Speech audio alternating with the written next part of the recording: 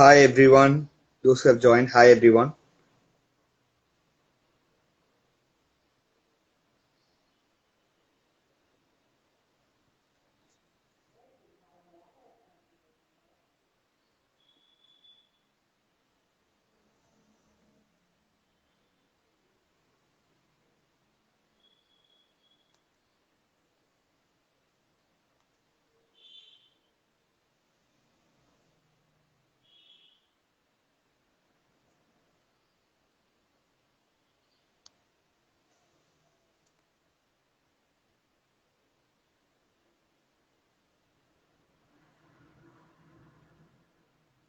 Hello everyone. We'll be going live in a very few minutes.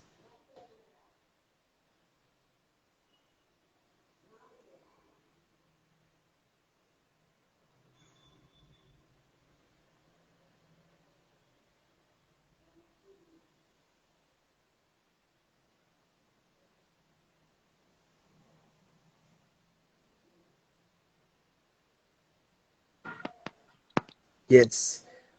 Good evening everyone present here. I take immense pleasure in welcoming everyone those who have joined in this live. This is August 1 and it's the first day of World Breastfeeding Week, and I feel so happy meeting you all again in our second webinar through IMA MSN DSMCH. Me being the chairperson, and I introduce Nitin, who is a part of our college council. Hello, Nitin. Hello, sir.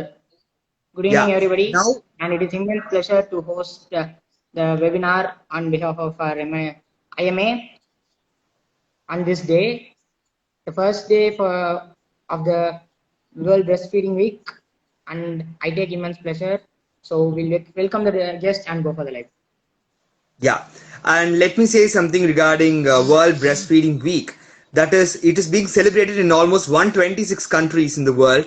And breastfeeding pati solnona, let me talk something in Tamil also.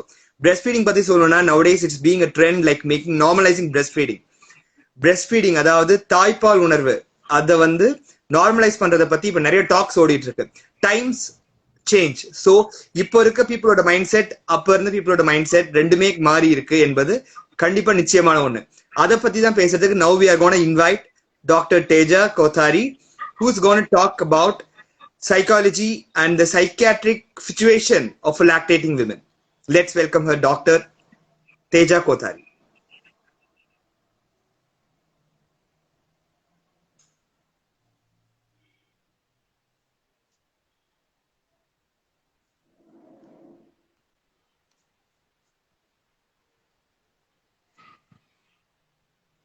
Doctor is on her way. Yes. Yes, Nitin, would you like to tell something regarding the event?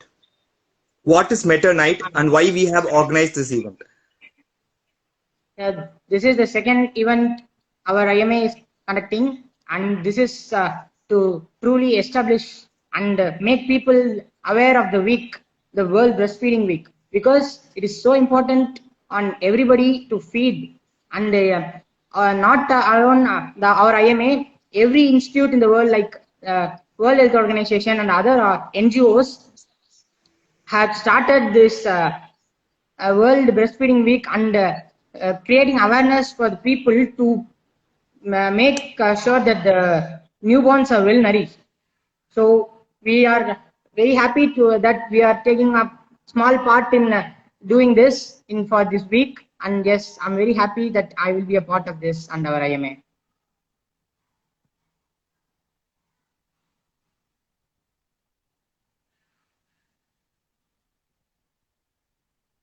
Sir, your mic is muted, I think. I can't hear you. Yes. Like, our guest is on the way. Can you just tell something about the Meta Night event that we have organized in the banner of IMA, MSN, DSMCH? Yes, we have. This is the first day we have live going webinar, and also by following all the 6 days, we have events that we are conducting, and the results will be posted in our page. That's we have speech competition, we have a letter writing competition named Hello COVID, we have an instrumental competition named Lisdemonza, and all the events details have been shared in the group. So like Yes. this, we like Metal to Night is a relay. Yeah, it's a relay event where you get the first day with webinar and the remaining 5 days with competition, and the results will be announced in the final day. And we expect your great support and all the possible ways of sharing it with your friends so that we could make this event a great successful one.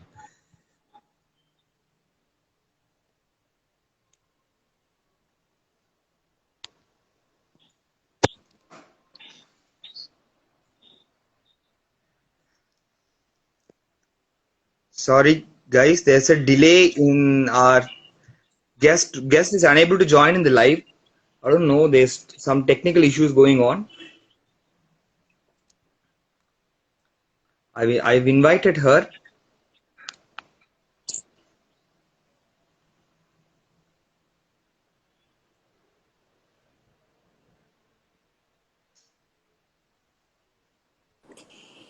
Yes, ma'am. good Hello. evening, Ma'am, ma'am. we Hi. feel Hi. Can you hear me? yes, Yes, ma'am. ma'am. Yes, ma'am. We feel so Hi. happy in having you in this platform, that too on this very special occasion, ma'am. I am also really happy to join you guys, and thank you so much for inviting me to be a part of this. I think it's a very nice initiative that you've taken up, Thank you, and ma'am. Yes, ma'am. Thank you, ma'am. Now, And it's been a now pleasure. on our behalf, Nitin will carry over the session. Yes, sure. Nitin. Good evening, ma'am. I'm Nitin Raj from the Lakshmi Srinivasan Medical College, and I'm here to moderate and talk with you and share our knowledge to people who are here to attend the webinar, ma'am. It's been a Wonderful. pleasure being here. Thank you, Nitin. It's been a pleasure to be here, and I'm really happy that medical students are doing this. And I think you guys are second-year medical students, right? Yes, ma'am. Yes, ma'am. Yes. So the fact that in second year you have so much of insight, especially regarding like maternal issues in psychiatry, I think that in itself means that you guys know a lot already. Yes.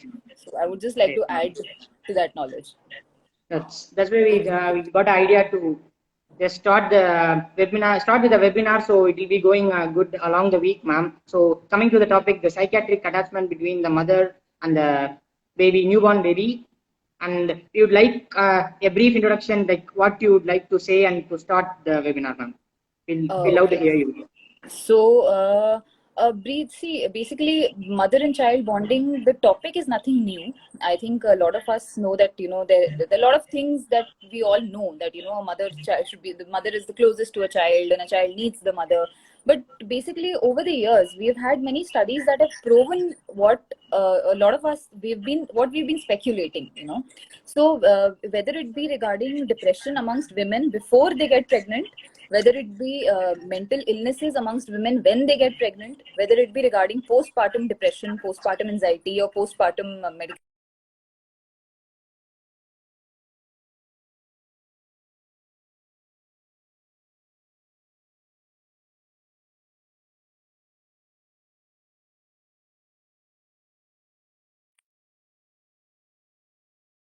attachment. That's what we aim for. By secure attachment, I mean that they should know who the parent is. They should understand the concept of a parent, but they should not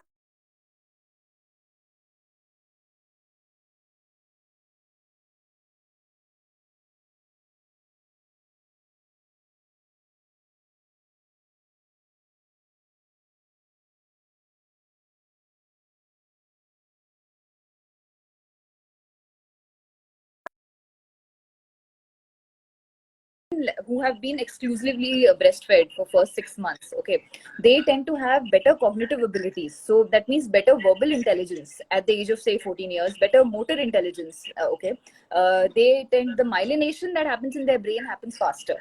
Okay, and there's a lot of verbal memory, IQ, and this interestingly persists into adulthood as well. So it is not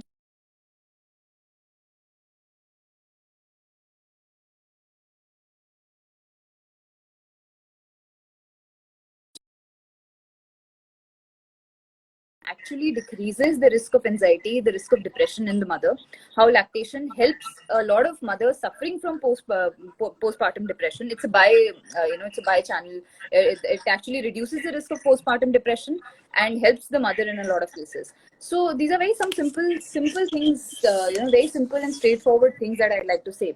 Also, children who've been breastfed have been shown to be less fussy. They're shown to have better temperaments, easier to deal with. Okay, they tend to be approached to those children is easier again. The aggressive behavior is much less, and there have been certain studies which I won't say that they've clearly proven, but the risk of autism may actually decrease with breastfeeding, which is a very big current the current research that's going on. Okay, because autism is a very interesting neurodevelopmental disorder, and we really don't know what exactly is causing it apart from some mirror neuron defects. So there have been cases where people have told that the risk of autism ASD actually decreases with the breastfeeding. Then in mothers, the breastfeeding reduces anxiety, negative mood is decreased. Mothers who breastfeed have actually shown to have stronger vagal tone. So cardiac vagal tone is actually stronger. They have lower heart rates, just like an athlete. Okay, so they have better, in a way, they have better hearts. They have better cardiac outputs. They have better BP, less amount of heart rate. Their cortisol level does not rise immediately to stress. You understand what cortisol level is. When you have stress, cortisol suddenly rises. So women who've been breastfeeding, it's been shown that the cortisol level does not increase suddenly with respect to stress. It takes time that the response is blunted, which is good in a way. So all these things, and yes, it improves sleep in women. It's been shown to almost additional 45 minutes of sleep at night if you've been breastfeeding your child properly. Sleep disorders are decreased. So a lot of these these things have been explained in studies now regarding breastfeeding and lactation. There are a number of psychiatric disorders that are related to pregnancy and postpartum. So during pregnancy time, there is the risk of psychiatric disorders actually increases during pregnancy. Okay, so a lot of women who may not have suffered from depression can suffer from their first episode of depression during pregnancy, and that is a lot to do with your hormone levels and dopamine levels. I'll not go into details there, but there is a risk. Okay, and a lot of women who have earlier suffered from depression, anxiety, the risk of worsening is definitely there. So there is a lot of risk of worsening of depression, anxiety during pregnancy. Okay, so that has to be, and that has a negative impact on the child. Whether it be preterm deliveries, whether the premature growth, there are a number of impacts it can have on. Right? And then postpartum, of course, there is postpartum blues is, I think, a very common thing that all of you must have heard of. Almost every other woman who delivers a baby undergoes this 10 to 12 days phase where they feel very low. There's a lot of crying and there's a lot of dysphoria and feeling really sad. It's a very normal response because all the hormones come down, the body changes. So that's a normal response that happens to women. However, this can increase. And if it goes on, say, beyond 6 months, they are often diagnosed with depression. So almost 40 to 50% of women can be diagnosed with postpartum depression if this continues for, say, a year or 2 years. Okay, and a lot of these women can go into depression. So postpartum depression is a very, very common thing, much more common than what people understand and realize. Then there's postpartum psychosis, which is very rare, but it is there, and that can endanger the life of the mother and child both. There's increased risk of anxiety after delivery. There's increased, so there's basically increased risk of a lot of mental illnesses after delivery of the child, during pregnancy and before pregnancy.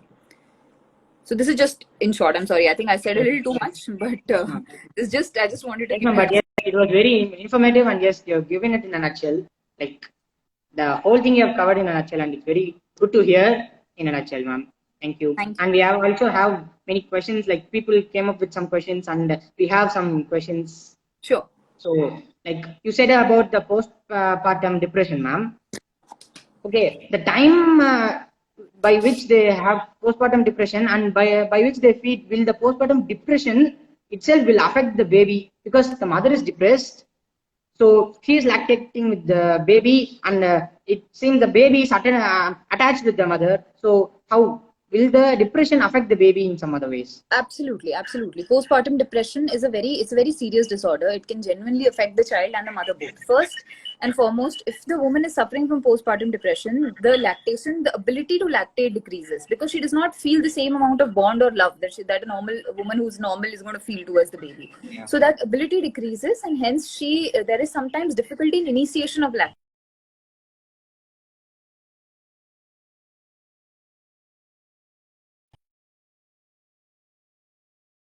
Of my baby, so it worsens her postpartum depression as well, and there's a risk of anxiety because she's not able to feed the baby as she wants to. So the biggest initial problem is initiation of lactation becomes very difficult for them.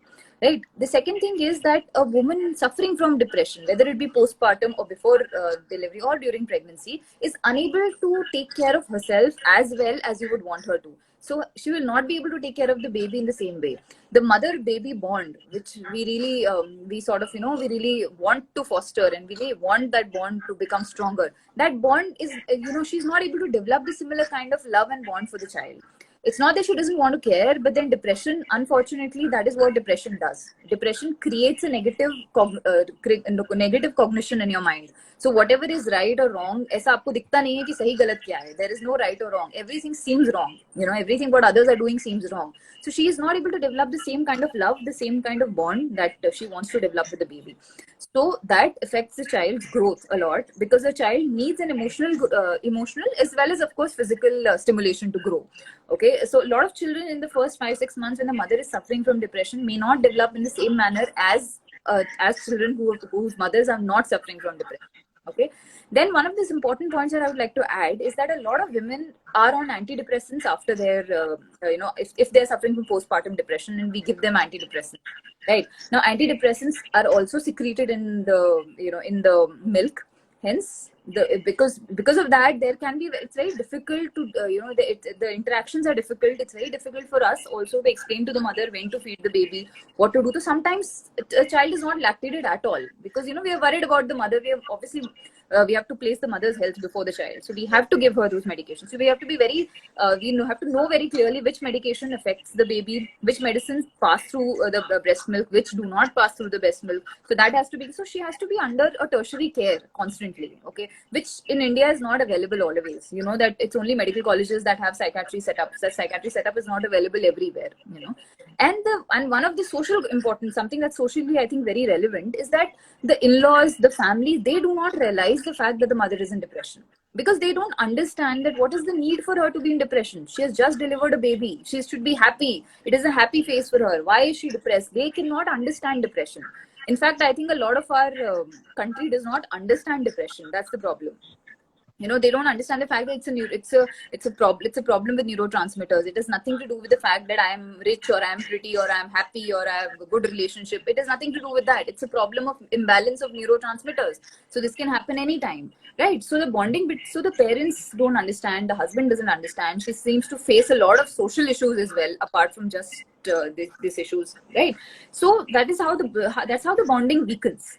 And when the bond begins to weaken over time, over 5 to 6 months, there is a lot of apathy from the mother towards the baby. That apathy increases. She feels very anhedonic. She does not feel happy. She doesn't feel that I've just delivered a baby, let me take care of the child. She feels कि अब है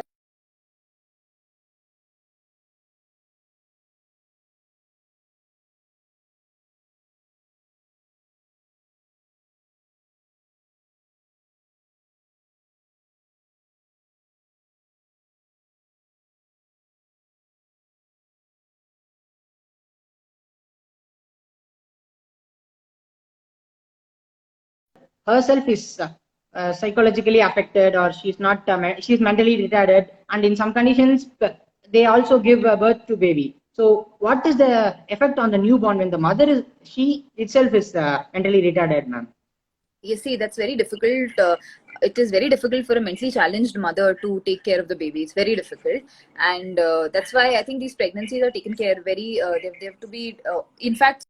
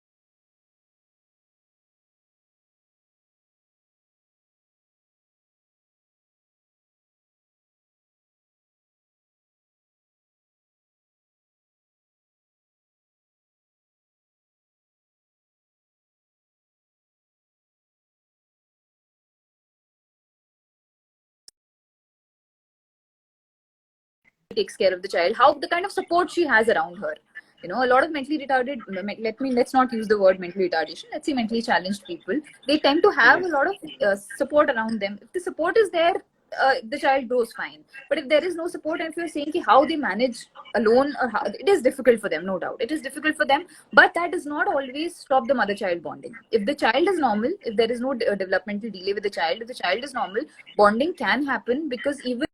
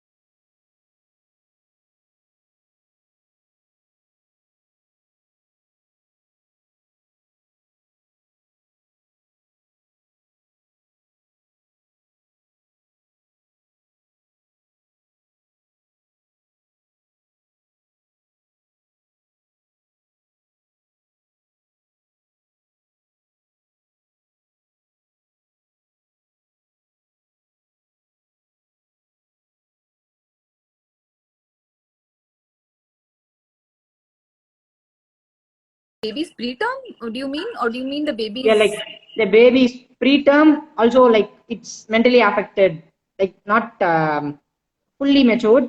So will it be able to diagnose it early, or Okay, like with mother can psychiatric. improve it, Okay. lactation, or mother can improve it, like Okay. So see, if that's the what I baby is preterm, actually, there is something known as kangaroo mother care that you'll read about it in gynecology later. If the baby is, say, less than 37 weeks, or the baby is less than 2.5 kg, there's something called kangaroo mother care that we initiate. So basically, there's skin to skin contact of the baby and the mother. Okay. So the baby and the mother are placed together. That helps in lactation. That helps the mother develop. It basically helps with the oxytocin response and helps to increase the lactation.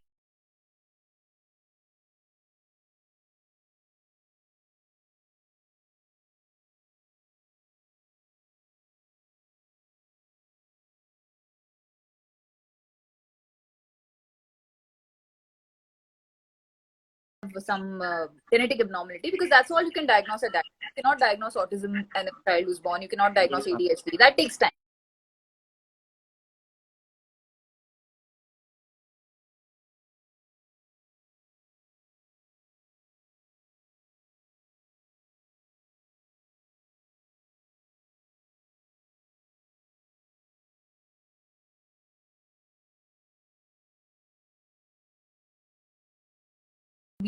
We'll try our best for the child. We can give them, there are different institutes available, there are different ways to deal with the children available. They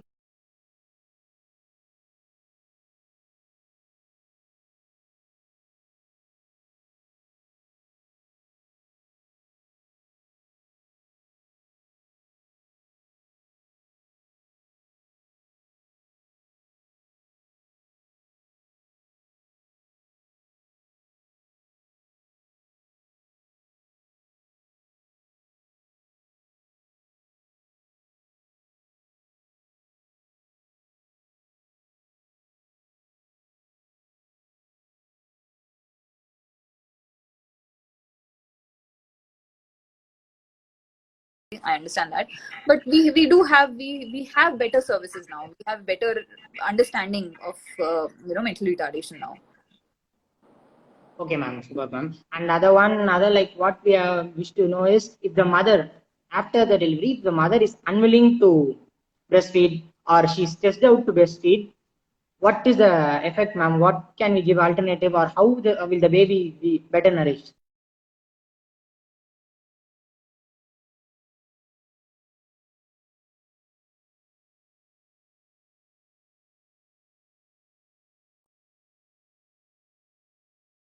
To them, and I think that the gynecologists do it better. They explain to them basically the reasons why you should go, why you should lactate, basically why you should be breastfeeding the child.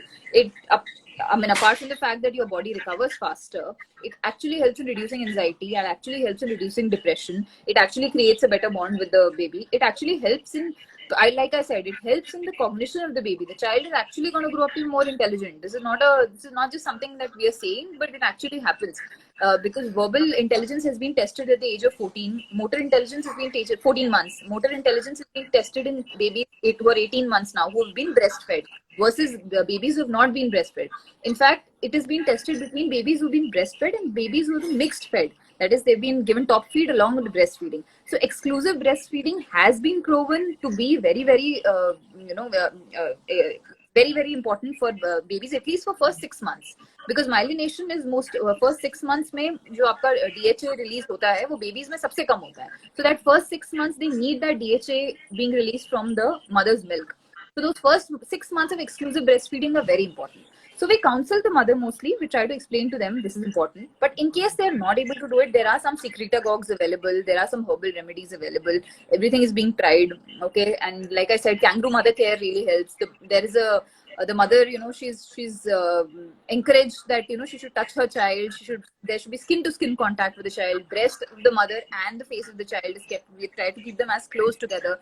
So that this all stimulates maternal feeling. It stimulates oxytocin and helps in lactation. So we all try, and I think most new mothers also try that, they should be able to breastfeed the child.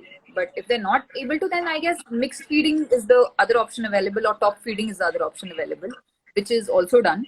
And I think I won't get into what is exactly done there because that's not really my subject. But I think, so this is how it helps. That's okay, ma'am. That was clearly explained. That's what I personally wanted to know, what is the effects, ma'am. And other interesting question which we have is many of the mothers develop diabetes during pregnancy. Gestational diabetes is a worldwide disorder, and WHO has undertaken many steps to just diagnose it before as early as possible to save the child. So effects of the gestational diabetes on the baby, ma'am. Effects of diabetes on the baby. They have said that apparently, again, like I said, this is not my field.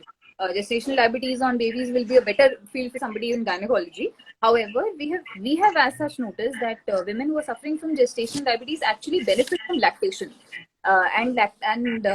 During pregnancy, yes, all the side you will read eventually all the side effects of gestational diabetes on the child. So there's increased risk of preterm delivery. There's increased risk of premature growth in the baby. There's increased risk of obesity for the child later on. There is so GDM has a lot of other negative aspects, right? However, lactation-wise, they say that even with the mothers who are suffering from GDM, they should lactate and they should be lactating. They should be helping the baby. It's actually going to help the baby.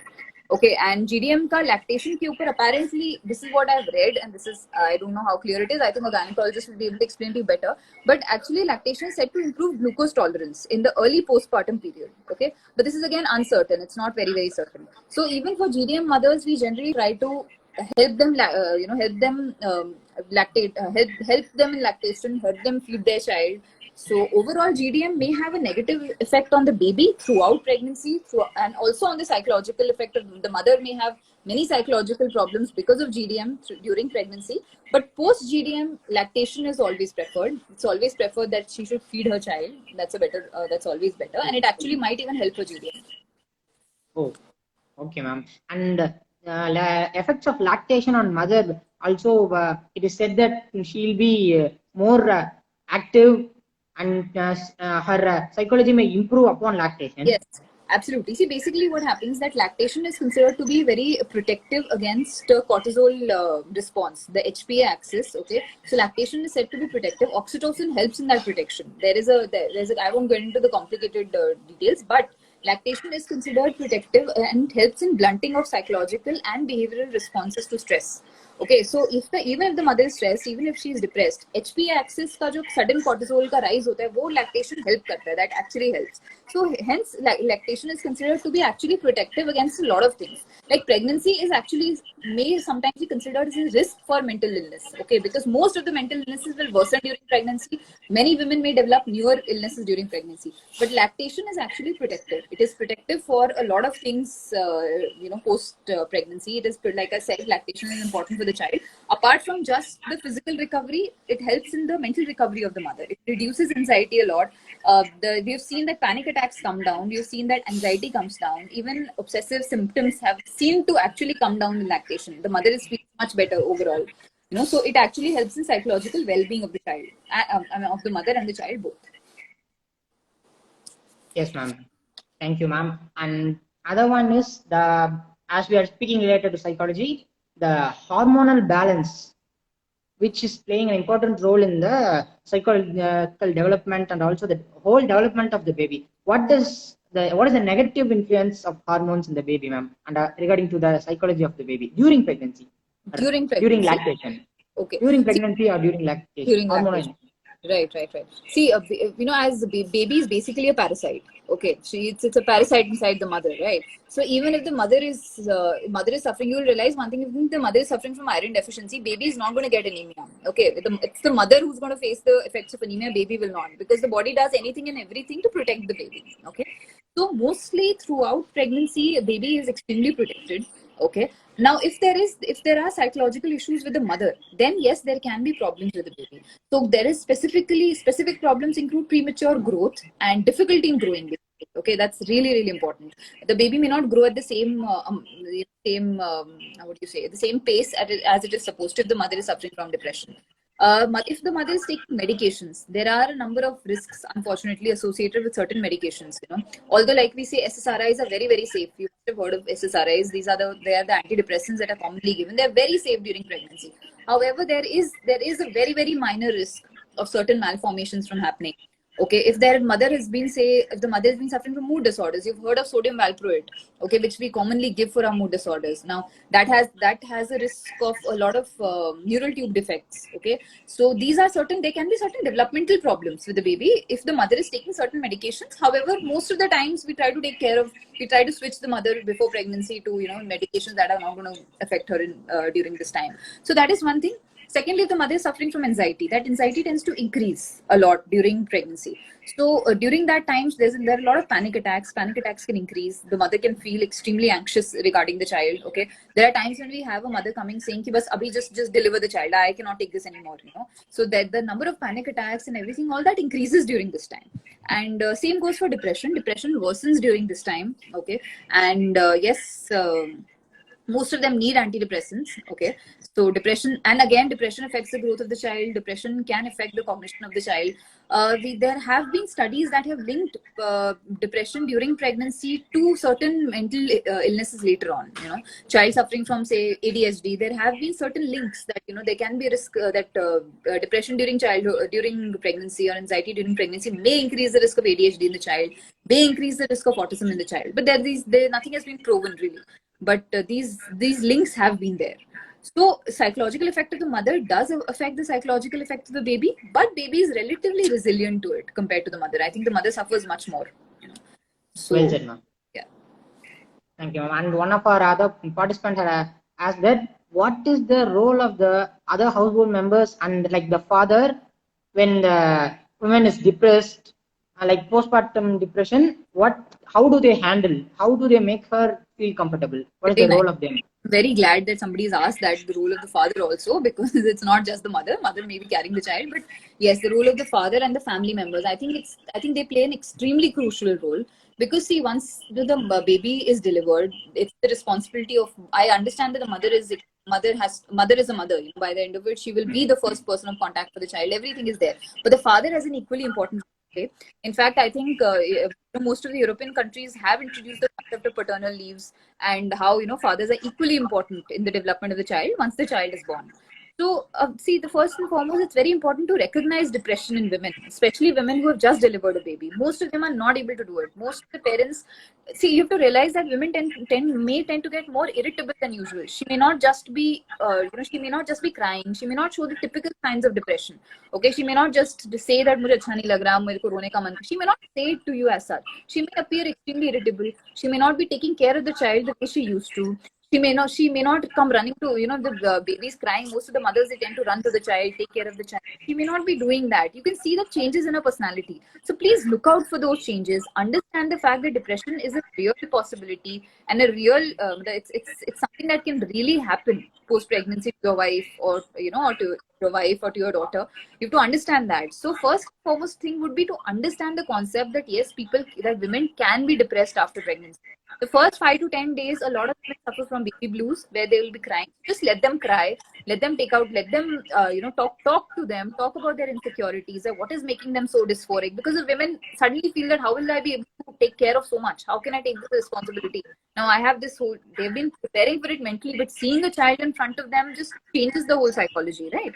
So just talk to her, ensure her that she'll be able to do it, and be there for her. These are very simple things that you need to do. I don't think there's a need of a psychiatrist or a psychologist to explain you this, that you need to be there for her at that point of time. It's very important. So it's really important for them to understand. And then again, third, and that's something I always say to most of the people, take her to a psychiatrist if you feel she's depressed. Please don't self-diagnose. Please don't try to tell her koi baat nahi, ho jayega, ye to sabko hota hai, you are a new mother. Don't say that. Take her to a specialist. That's all you need to do. And that's all everybody needs to do. As a friend, if you ask me, what do I need to do for somebody who's depressed? Take them to a doctor. That's all. That's all we expect, at this point of time, because people do not want to meet a psychiatrist. Even my students in my own medical college are, I'll get messages from them, but they will not come up to my OPD and meet directly because they feel that it's a stigma. Even today, it's a stigma. So let's just try and get rid of that stigma. Let's just take her to a doctor as she needs help for mental health. And that's most important. So if you feel that your new mother is not behaving the way she would have or where she was expected to, she may be suffering from depression, and I think it's very important to get a professional opinion. Yes, ma'am. That was a very valuable point that you said. You have to take her to a doctor, Yes. be there for her, to care for her. And take her to that was very important. A lot of people get confused between psychiatrists and psychologists. A psychologist cannot diagnose. A psychiatrist will diagnose. I'm sure medical students, so I guess but this is confusion that happens. मैं कहाँ जाऊँ? Psychologist के पास जाऊँ, psychiatrist के पास जाऊँ. आप psychiatrist के पास जाओ. क्या काम आपको करना है? If they feel the need of a psychologist, they will send you there. So the first point of contact has to be a psychiatrist. Yes, ma'am. Thank you, ma'am. And what is the role of a psychiatrist, ma'am? At first, if a woman is brought to her, like in the depression, and she can't handle the situation around her, and what will be the basic role of the psychiatrist? Right. Will she go for the medicines, or she'll make her talk? Right. So see, we try, we do a detailed assessment. We'll see the past history. We'll see the family history. We'll see what is she suffering from. We'll diagnose her first, right? But if there is been a diagnosis of any mental illness, whether it be anxiety, depression, schizophrenia, whatever it is. So what we try and do mostly is that we will try to put her on medications which have minimal effect on the baby. Okay, there are many psychiatric, there's a classification for medication, A, B, ऐसे categories होती हैं. So we try to keep the one on the medications that are going to have minimal effect on her as well as her child. Okay, so that is our first read. And yes, if we feel the need of medications, we have to give them medicines. Okay, a lot of people feel that no counseling helps, or maybe CBT or cognitive behavior therapy is going to help. If that is going to help, see, in most of your guidelines in UK, US, they all suggest that please continue with therapy first, even if the person is suffering from moderate depression. Try and keep them on therapy because medications obviously are a little unsafe relatively. So yes, therapy can be a first mode here, but most of the time, see, in India, unfortunately, we don't have patients following up that easily. We'll have somebody who's coming from a village in UP and she won't see me in next 3 months. I don't know how much of therapy she'll understand, how much of psychological counseling is possible. So in India, it's a little different. So we tend to put them on medications. We can put them on medications. You can put them on therapy. Okay. And yes, if I have a patient who's willing to come to me in say every 2 weeks, or I'm willing to follow up, then yes, therapy will be a very, very beneficial thing. But again, therapy for moderate depression, mild to moderate depression. Once it goes from moderate to severe, I think we always prefer medicines. And this I'm talking only about depression. When it comes to psychosis or schizophrenia, there is no therapy. We need to put the person immediately on medications. So I'm not going into more detailed treatment plan. But our plan is generally assessment. Detailed assessment. We need to see how much during this is 8 to 9 months, how much will she able to take, how much of medication she needs, how much of therapy. That's a complete personal assessment that every psychiatrist does. Okay, how much she's able to follow up, what is the expectations of the family, so that's very important. So it's really important for you to understand how the family perceives her. Is the family willing to understand her problem? Is the family willing to understand the psychological issues, or the family is saying कि ठीक है कोई बात नहीं? So we need to see that. And all that we assess, and yes, there are antidepressants that are very safe in pregnancy. There are antipsychotics which are very safe in pregnancy, and we try to put the patient on that. But I would again say that if you have a pregnant woman, take her to a tertiary care or take her to a person who is specialized in psychiatry. Don't take her to a general physician. Sometimes they don't understand psychiatry as a subject. So take her to a tertiary care hospital where she'll be taken complete care of.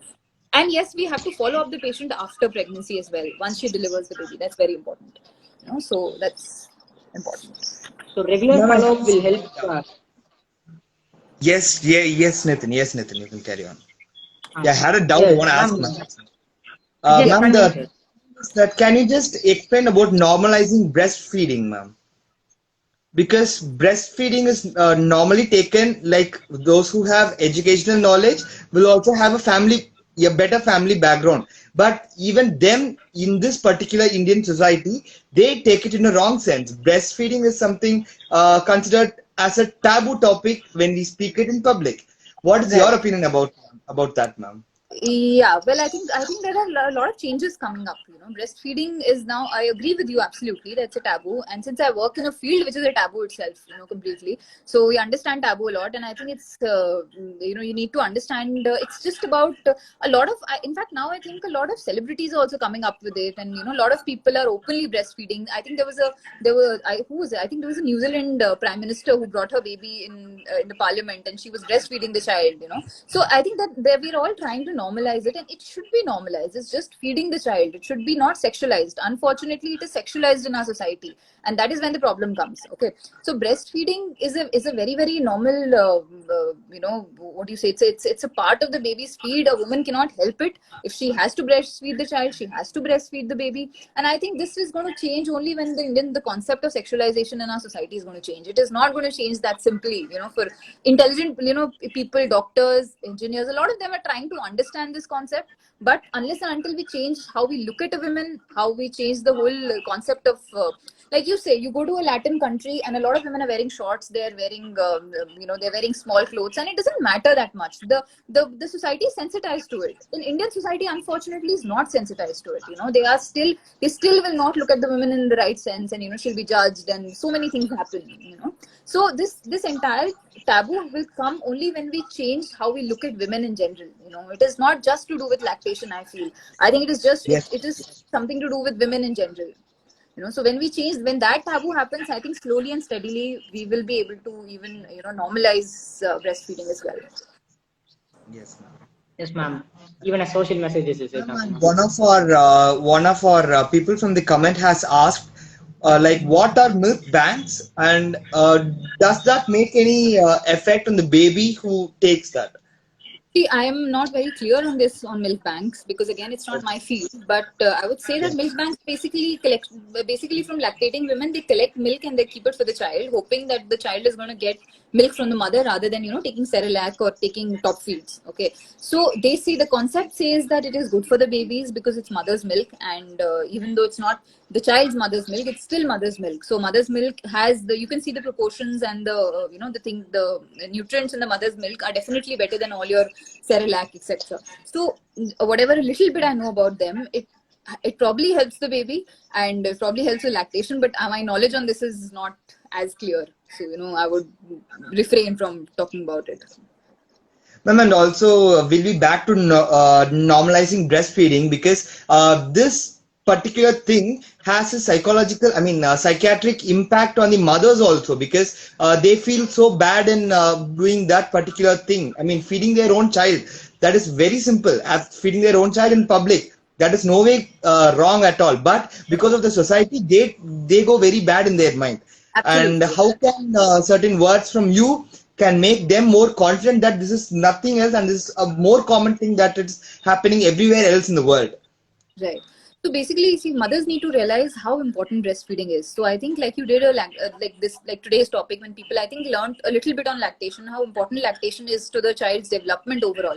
So when they'll understand that it is affecting their baby, and it is affecting their baby in a very good way, it's very good for the child. It's much better than they can imagine. So that is going to motivate them to understand that breastfeeding is important and it can be done.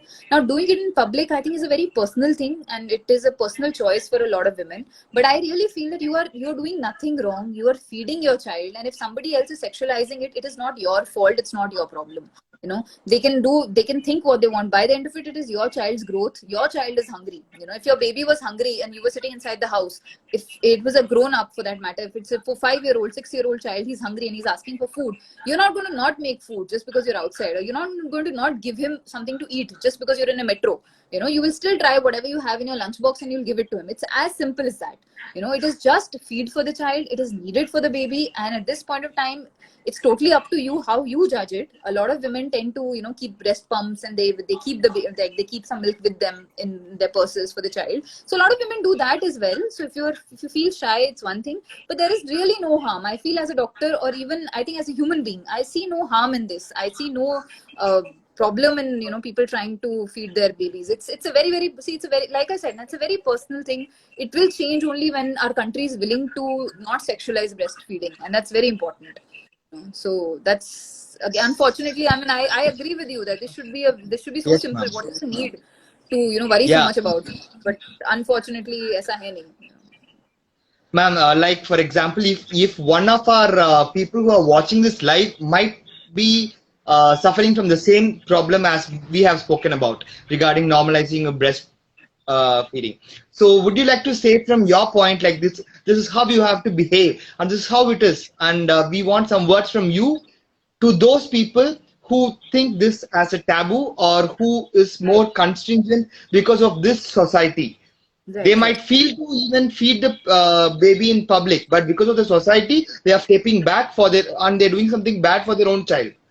We want your words for them, ma'am. Right. So for them, I would just like to say one thing. It's your child. It is your child's mental health. It is your child's physical development. This day in your child's life is not going to come again. He's 4 days old. He's 10 days old. He's 12 days old. He's growing. And you must understand the first 6 months, although people don't understand this very clearly, but first 6 months are extreme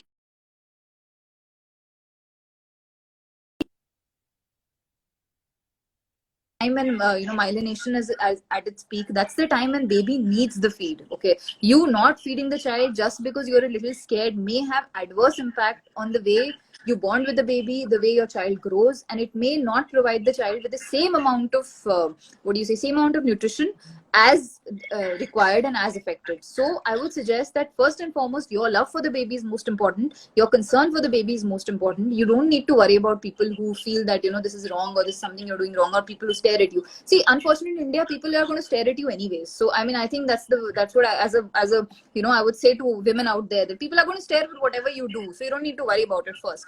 Secondly, it's the mental health of your baby that's getting affected. Okay, you getting worried about it is affecting the child. It is affecting your bonding with the child. So I don't think there's anything to worry about it at all. If there is something you can do, if you for example, you want to carry some clothes with you, or you want to hide yourself, you don't want to be so open about it, that's okay, that's fine, that's the way you deal with it. But being afraid of it, or getting there are a lot of women who come to me saying that we get panic attacks if I'm trying to feed my child in public, so that is when the problem comes. So that's when we need to tell them that you can take your time, you go easy, you don't need to just don't need to do it every single day, every single moment, but if it is required for the baby, it's very important. So you have to understand it. There are a lot of working women who travel through metros and they have their babies with them, and they know the child needs that feeding. So for them especially, I would like to say that there is nothing to be afraid of. There is nothing to be scared of. It's a very, very normal thing. You're just feeding your child. You're doing nothing wrong. So as a doctor or as a fellow human being, I would say that there is really there is no need to sexualize this process. Let's not do it. Let's as medical students and as doctors, let's not sexualize this process, and let's help most of the women get through this. Yes, ma'am. Yes, that is the main motive, that apart from World Breastfeeding Week, I've brought this issue also in this topic, because there are many people who consider this a taboo, and they even don't take an opportunity to speak about with this issue to the fellow people. Right. That's why we have taken this opportunity of bringing this issue under the same platform, ma'am. Right. And the families need to tell them that there's nothing wrong in it. That's very important. Families need to tell them. The fathers, there are a lot of times when the husbands get angry, that why are you feeding the child? I think a lot of that anger comes from the husband, comes from the in-laws, comes from people around them. So the families need to tell them that, there is no need to feel panic just because you want to feed your child. There is nothing wrong with. So let's start with the families normalizing it, and I think eventually people will understand and normalize the whole scene. Yes, ma'am, and I would like to personally know that there are many people suffering from false pregnancies, and they might they might go to a stage where they would want to for sure milk a baby, and how would their psychology be, or how would their mind state be, so that how we can bring them back to normal, because normalizing them is You really are tough. you are talking about phantom pregnancy? You're talking about phantom Yes, ma'am. pregnancy, Yes, or ma'am. you? Yes, ma'am. Yes. So see, phantom pregnancy is a rare disorder. Pehli baat to, it's a psychological disorder. It goes into the Yes. field of psychiatry. It's a rare disorder. It doesn't happen commonly. Like I have just seen like maybe 2 cases of phantom pregnancy till now in my life, and actually it goes towards a delusion. Basically, they are in the sense of delusion that I'm pregnant. Okay, when they're not. Okay, so a lot of them tend to have all the signs of pregnancy. They'll have amenorrhea, they'll have weight gain, they will have bloatings, So even though, and our first aim obviously is to, we try to persuade them, we try to make sure that the delusion, we try to break down the delusion, we show them ultrasound, this, that, but wo hoga nahi, because phantom pregnancy is basically a delusional disorder. It's a disorder of thinking, okay? And they realize Yes, that, ma'am. so basically what we do here is we need to give them antipsychotics, and we give them medications, and we try to change their mind. Although delusional disorders are very resistant to treatment, not just phantom pregnancies, but a lot of delusional disorders are very, very resistant to treatment. Okay, so this is it's a very difficult disorder to treat. Luckily, there are very few cases of phantom pregnancy. It's not common. It's a little uncommon, but it is basically the want of a child. They really, really, really want to have the kid. They really want to have a baby, and that's where the whole thing comes up. And eventually, it becomes systematized into a complete delusion that she's pregnant. So even after 9 months, if she doesn't deliver, she'll not be convinced that she's not pregnant. So here, the mainstay of treatment is antipsychotics, and we treat them like any other delusional disorder.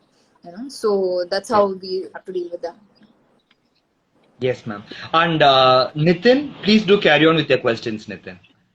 Thanks for the time space Yes, that yeah. you've given.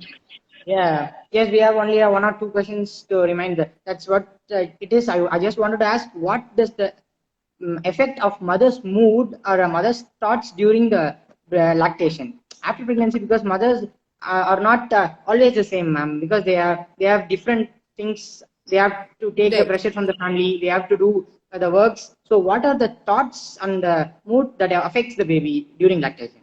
Right. So again, like I told you earlier as well, Nitin, that yes, good thoughts are very important for the mother. Happy thoughts are very important for the mother. But basically, your mind is linked to oxytocin, and the more love you feel for the child, the more milk let down reflex that happens, which helps in increasing the milk production in the breast. Okay, that happens, right? So there has to be that's why the child and mother-child bonding becomes very important. It's very important for the mother to feel for the baby. It's very important for the mother to be close to the baby, to be able to hug her baby, to be physically with the baby. So a lot of times that's what we say, that try to be as physically close to the child as possible, so that you have better lactation, better quality of milk, better amount of milk being secreted, right? So that is really important. And yes, see, like I said, mother's thoughts, of course, yeah, there is a lot of apart from the bonding thing, if the mother is having negative thoughts, it's very difficult for her to initiate lactation. Lactation becomes difficult for her. So it is important for her to have, to be relaxed, to be panic free, to not to be worried about things around her. Therefore, public, like you said, public lactation becomes a little difficult because she's so worried that, people are watching, what is going to happen. It's difficult for her to breastfeed the child in public. So there should not be anxiety in the mother. There should be less of anxiety. There should be less of negative thoughts. There should be more love towards the baby. That's when she'll be able to completely breastfeed the child, at least in the initial 1 to 2 weeks. After 1 to 2 weeks, the mother also gets used to it. The reflex becomes, it's easier in the body becomes more adapted to the oxytocin reflex, and the milk is more easily available for the child. But yes, initial 1 to 2 weeks, it's very, very important for the mother to have to be stress free, to not have anxiety, to not have depressive thoughts, to love the child, to bond with the child very carefully. So to see normal pregnancies, there is no issue. When they have wanted the child, the baby is there, it's not a problem. But in unwanted pregnancies as a result of rape, or pregnancies as a result of contraceptive failures, or when the parents do not want the child, pregnancies that's when the psychological problems come up. That's when lactation becomes very difficult because the mother does not feel for the child as she should, or as she might have wanted to. So that is when the psychological part of it comes into play. That's when we counsel the mother. That's when we speak to her more in detail. That's when we try to do a very intensive therapy with the mother, talk to her every, like say every 2 hours, every 3 hours, speak to her what we can be done, and try to allay her anxiety and her fears so that she may be able to breastfeed the child. So the psychological component is very important. It's basically the mind that's very important in breastfeeding. Yes, ma'am. Superb, ma'am. I think this will be very helpful to hear it from you, ma'am. And it's been a pleasure, ma'am. Thank you for joining us. Thank you, Ritin. Thank you so much. Yes. Okay, thank you. Thanks a lot, both of you. Thank you so much for inviting me. Thank you for joining us, ma'am, because this is the first time, and we have taken a lot of things to bring under the topic, and you spontaneously told us many things. Thank you so much for that, ma'am. It's a very difficult Thank you for topic. your time, ma'am. I think it's a very difficult topic overall, especially because you guys are only second years, and to understand even psychiatry, I don't think has started yet. I think in third year you'll probably have psychiatry as a subject. So I think it's a very difficult topic for us, even for anyone to understand. So I think it's a great initiative, and thank you so much for having me. And I have a small question at last, because there are many people, those who don't have medical knowledge, but they say they have experience as mothers, grandmothers, and they became psychiatrists, and they tell people this is how a woman should behave, and this is how she should behave, being a breastfeeding mother, being a milking mother, she should behave this way. Is there anything, or what is the difference between these people and the psychiatrist who has studied everything from the beginning? Okay, I'll tell you, I really feel one thing that, psychiatry has a major cultural component. So we never, we will never, to all these grandmothers and mothers, I think I have a lot of respect for them. And a lot of things that they tell us may also be right, because they've been seeing people for a long time. So if you see psychiatry from a bit of cultural perspective, they may not be completely wrong. But yes, I think now with the awareness of mental illnesses, especially depression, anxiety and everything, it is very important for them also to understand that, a doctor is a doctor by the end of it. Okay. A doctor will understand. Like, for example, a lot of times somebody suffers from stomach pain and they'll give some ajwain and jeera and they're like, ab ye kha lo, ab theek ho jaoge, So that used to happen. But now people have understood that stomach pain can be appendicitis, it can be abdominal pain, it can be anything. So let's take them to a doctor, So I think this is a part of general awareness for psychiatry that should now start coming up. I think now people should, because I think people at your age have started realizing psychiatry. I get a lot of patients at your age also now who understand that, I am suffering from depression, or my parents treated me this way. I know it was wrong. So I think the awareness is increasing in general. And I have great respect for all the grandmothers and mothers because they do have an experience and they know a lot, But then I think they should give us a little bit of, they can take our help, and we'll be more than happy to help them. And Yes, we'll be more than happy to learn also from them. So let's hope we can all work together culturally and socially. And I think psychiatry has a major social and cultural component, So let's keep it to that. Yes, ma'am. Exactly, ma'am. Thank you so much, ma'am, for giving us valuable information and spending your precious time for us. Thank you so much, ma'am. Thank you, guys. Thank you so much. Take care, both of you. Thank you. It was a wonderful talking. Thank you, ma'am. Thank you, ma'am. Thank you for your time. It's been a pleasure. Thank you, ma'am. Thank you, ma'am. And guys, for today, the webinar is ending so smoothly and with many valuable informations from ma'am. And from tomorrow, we have our relay events going on, and every day we'll be having our events, and the results will be announced at the last day. So do take part in the events and show your respect towards the society regarding breastfeeding. Okay, thank you so much for joining us in the live, guys. Thank you so much. And we thank you who has hosted this show very well and has gone through every questions that we have given us to ask to ma'am, and he has done a lot of homework regarding this. And thank you so much, Nitin. Thank you, sir. Thank you. It's been a pleasure being the part of this. And we have a post webinar form. Please do fill it because you'll get certificates based on the form. And it's been a pleasure. Thank you. Thank you, everybody, for joining the live. And guys, mainly those who fill the post-response form will be receiving a participation certificate. And don't take it light. Please do fill that. Thank you so much. Thanks for joining this evening. Enjoy your evening. Thank you, everybody.